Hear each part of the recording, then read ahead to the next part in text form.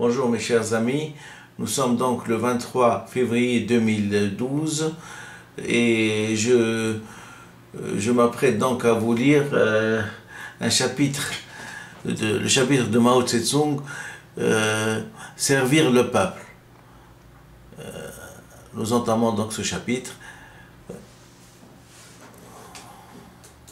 Comme d'habitude, nous avons la première photo du livre de Mao Tse-tung, le petit livre rouge de Mao Tse-tung, et la lecture par Dr Benfisa Ahmed de ce chapitre.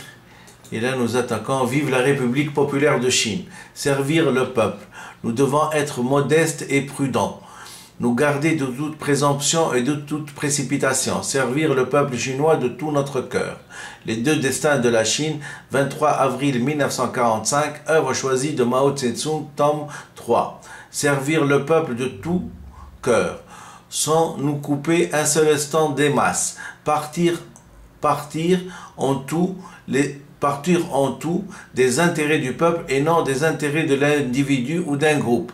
Identifier notre responsabilité devant le peuple avec notre responsabilité devant les organes dirigeants du parti. Voilà ce que doit inspirer nos actes.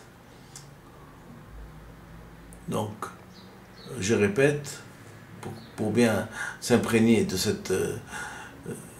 ces citations, servir le peuple.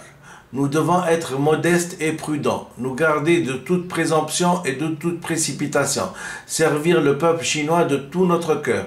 Les deux destins de la Chine, 23 avril 1945, œuvre choisie de Mao Tse-tung, tome 3.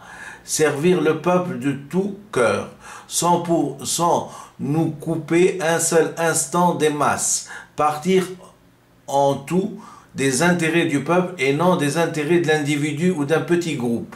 Identifier notre responsabilité devant le peuple avec notre responsabilité devant les organes dirigeants du peuple, du parti. Voilà ce que doit inspirer nos actes. Vive la République populaire de Chine, du gouvernement de coalition 24 avril 1945, œuvre choisie de Mao Tse-tung, tome 3. Les organismes de l'État pratiquent le centralisme démocratique. Ils doivent s'appuyer sur les masses populaires et leur personnel doit servir le peuple. De la juste solution des contradictions au sein du peuple, 27 février 1957. L'esprit du camarade Béthume, oubli total de soi et entier dévouement aux autres, apparaissent dans son profond sens de responsabilité à l'égard du travail et dans son affection sans borne pour les camarades, pour le peuple.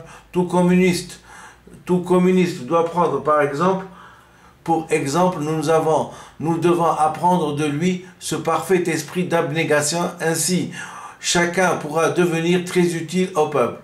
Qu'on soit plus ou moins capable, il suffit de posséder cet esprit pour être un homme aux sentiments nobles, intègre, un homme d'une haute moralité, détaché des intérêts mesquins, un homme utile au peuple. Vive la République populaire de Chine, à la mémoire de Norman Béthume, 21 décembre 1939, œuvre choisie de Mao Tse-tung, tome 2. Notre parti communiste, ainsi que la 8e armée de route et la nouvelle 4e armée qu'il dirige, sont des forces révolutionnaires totalement dévouées à la libération du peuple et travaillant entièrement dans l'intérêt de ce dernier. Servir le peuple. 8 septembre 1944, œuvre choisie de Mao Tse-tung, tome 3. Chacun de nos cadres, quel que soit son rang, est un serviteur du peuple.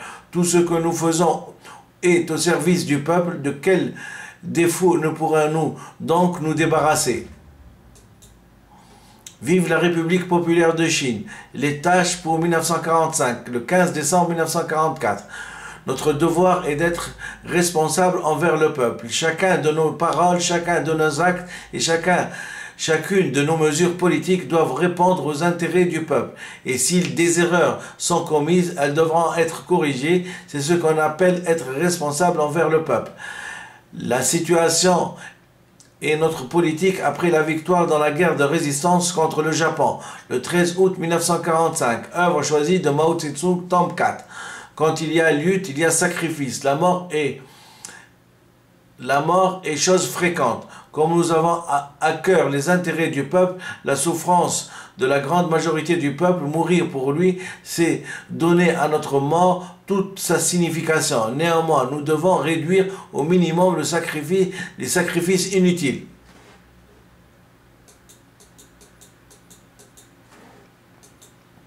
Servir le peuple. Le 8 septembre 1944, œuvre choisie de Mao Tse-tung, tome 3. Tout homme doit mourir un jour, mais tous les morts n'ont pas la même signification.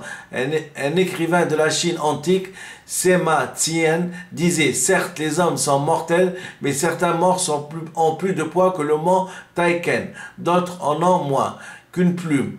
Mourir pour les intérêts du peuple a plus de poids que le mont Taiken, mais se dépenser au service des fascistes et mourir pour les exploiteurs et les oppresseurs a moins de poids qu'une plume. »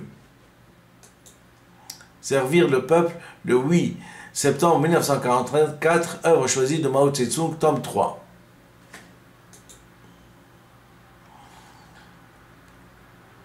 C'est pourquoi les communistes chinois doivent